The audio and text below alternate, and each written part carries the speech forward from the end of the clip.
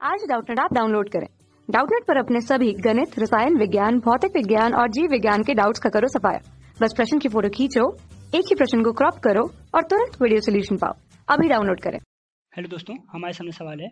उस सरल रेखा का हमें समीकरण ज्ञात करना है जो बिंदु 3,4 से होकर जाता है और दोनों अक्षों में से ऐसे अंतःखंड काटता है जिसकी लंबाइयों का योग 14 है। तो यहाँ पे पहले हमको दिया है कि दोनों जो हमें अक्ष हैं उस पर जो लंबाइयाँ उसने काटी हैं उसका योग हमारा 14 है। यानी कि अगर हम रेखा का अंतःखंड रूप लिखें x प्लस ए प्लस वाई प्लस वाई बटे बी बराबर 1, तो यहाँ पे उसने हमको बोला है कि a और b का जो योग है ये हमको 14 है। अब हमको बोल रहा है कि जो रेखा है हमारी वो 3,4 से होके जाती है। तो इस सवाल को हल करने के दो तरीके हैं। या तो हम सीधे इसी समीकरण का इस्तेमाल करें और 3,4 का मान रख के और सवाल को हल करने का कोशिश करें, या तो दूसरा एक तरीका है कि यहाँ पे हम रेखा के प्रवणता रूप को लिखते हैं जो कि हमारा y बराबर होता है mx प्लस सी। तो ये रेखा के हमने प्रवणता रूप लिखी। अब हमसे सवाल कह रहा है कि वो हमारा 3,4 से होके आता है, यानी कि ये जो 3,4 है ये इस रेखा के समीकरण को संतुष्ट करेगा। संतुष्ट करा देते हैं तो आएगा 4 बराबर 3m प्लस सी। तो यहाँ से हमको c का एक मान मिल गया जो कि हमारा 4 माइनस 3m। ये हमको एक c का मान मिला है जिसका हम आगे इस्तेमाल करेंगे। अब हमसे उसने बोला है कि उसकी दोनों अंतःखंडों का योग कितना दिया हुआ है, दोनों अंतःखंडों का योग 14 हमको दिया हुआ है। तो इस रेखा को प्रवणता के रूप को हम अंतःखंड रूप में बदल देते हैं। कैसे बदलेंगे, यहाँ लिख देंगे minus M X plus Y बराबर सी। अब अंतःखंड रूप में बदलने के लिए दाईं तरफ हमारा सिर्फ और सिर्फ क्या होना चाहिए, एक। यहाँ पे इसको c से भाग कर देंगे और दूसरी तरफ भी c से भाग कर देंगे। जब हम दोनों को c से भाग करेंगे तो यहाँ पे हमारा अंतःखंड रूप बनेगा, क्या होगा जो कि होगा x बटे माइनस सी बटे एम प्लस वाई बटे सी बराबर 1। ये हमने रेखा का अंतःखंड रूप लिखा जहाँ पे ये हमारा a है और दूसरा c हमारा b है। सवाल में उसने हमको दिया था a प्लस बी का मान हमारा 14 होगा। यहाँ भी ऐसे ही कर देते हैं, यानी कि माइनस सी बटे एम प्लस सी बराबर हमें 14 दे दिया है। इस समीकरण को हल करते हैं। जब हम इस समीकरण को हल करेंगे तो यहाँ आएगा minus C plus C M बराबर 14m। अब यहाँ पे हमें c और m में एक समीकरण मिला। ऊपर हमने c और m में एक दूसरा समीकरण निकाला था जहाँ c बराबर 4 माइनस 3m था।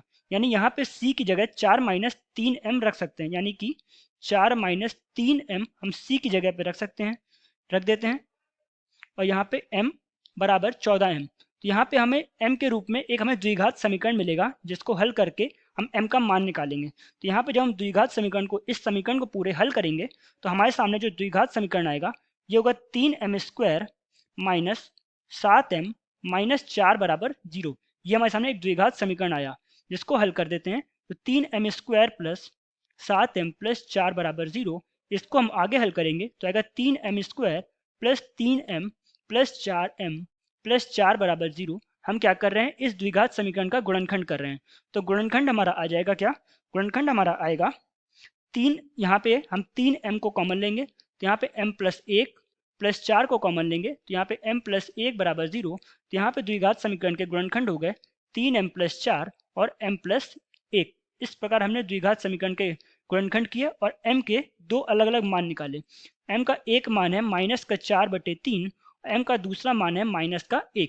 यहाँ पे m के दो अलग अलग मान आए हैं तो c के भी दो अलग अलग मान आएंगे, क्योंकि c का मान हमने ऊपर देखा था 4 माइनस 3m। जब हम m का मान ये माइनस का 4 बटे 3 रखेंगे तो जो हमारा c का मान आएगा इसको हल करने पे हमारा 8 आएगा। और जब हम m का मान माइनस 1 रखेंगे तो c का मान हमारा कितना आएगा, 7। तो इस प्रकार हमने m और c के अलग अलग मान निकाल लिए।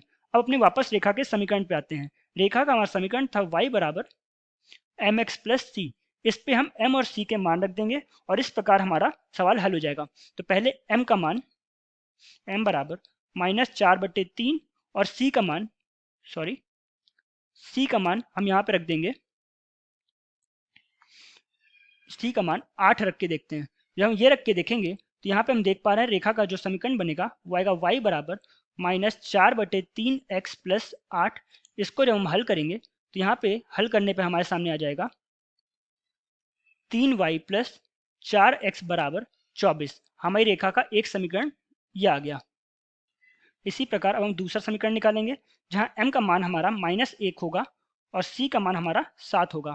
रख देते हैं वापस y बराबर एम एक्स प्लस सी। तो y बराबर m का मान माइनस 1, x प्लस c का मान 7। तो यहाँ से हमें रेखा का दूसरा समीकरण मिलेगा जो कि हमारा होगा x प्लस वाई बराबर 7। तो इस प्रकार हमने रेखा के दो समीकरण निकाल लिए और ये दोनों ही हमारे उत्तर होंगे। आशा करता हूँ आपको समझ में आया होगा। धन्यवाद। कक्षा 6वीं से 12वीं से लेकर नीट, IIT, JEE वो एडवांस के लेवल तक 1 करोड़ से ज्यादा छात्रों का भरोसा। आज ही डाउनलोड करें डाउटनेट ऐप या व्हाट्सएप करें अपने सारे डाउट्स 8400 400 400 पर।